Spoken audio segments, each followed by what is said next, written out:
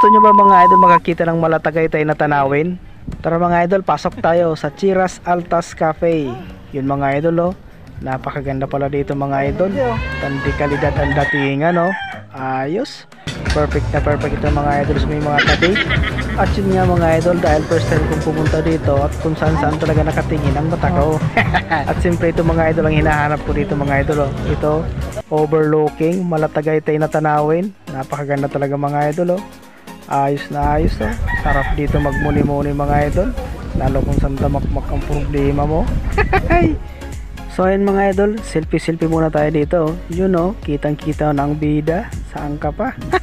At siyempre mga idol, dahil sa malayo ng binahe namin, ay naghanap ako ng tubig na malamig. Yun mga idol, oh, meron ako nakita sa dulo. Siguro tubig muna ang iinumin natin mga idol, para tipid. Saka na tayo bumili kung anong pampalamig dyan ang meron. Kaya kayo mga idol, kung hindi pa kayo nakakapunta dito sa Chiras Altas Cafe, ay pumunta na kayo kasi napakaganda talaga dito mga idol. Mura lang ang mga bilihin dito. At bukod pa dyan mga idol, kung gusto nyong ma-experience ang malatagaytay na tanawin, ay dito pa lang sa Altas Chiras Cafe ay sulit na sulit ka na dito. Tingnan nyo naman yan mga idol, oh. Napakaganda talaga mga idol. Overlooking, you know. At siyempre mas maganda dito mga idol, kung mayroon kang kasama mga idol, hindi pwedeng wala. Kasi sa mga ganito mga tanawin mga idol, dapat dalawa kayo eh. Alam niyo mga idol, pag ganito kagandaan mga tanawin, marami kang content na magagawa talaga. Kasi siyempre marirelax yung utak mo eh, makakapokus ka eh.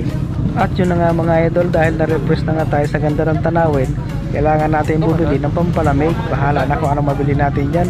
Pwedeng ice cream, o milk tea, o ano pa man dyan, yung mga shake na yan. Bahala na kung anong meron dyan. Ayos talaga dito mga idol, ano? Yun, oh. Grabe.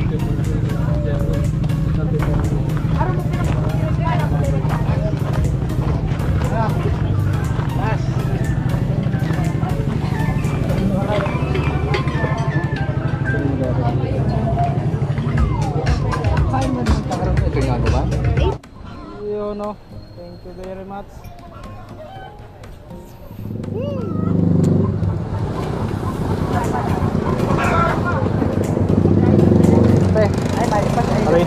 Idol, hindi lang muna ako magtukaw-tukaw.